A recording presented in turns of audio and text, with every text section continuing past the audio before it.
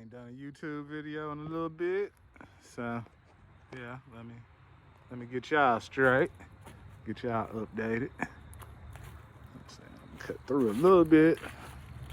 We're just gonna stick to where I have already cut through because I'm still working on this. But yeah, I just went through with the lawnmower. Had it like all the way up high, like just try to break up the leaves, let a little more of that green shine through. It's supposed to rain. It didn't rain a little bit today already, but I think tonight, tomorrow, over the weekend it's supposed to rain. But yeah, I just came through, broke the leaves up a little bit,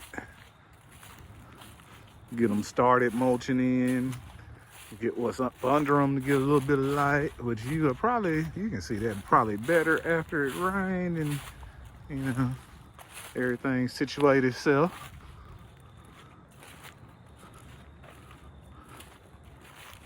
Yeah, that's just where I done came through with the lawnmower.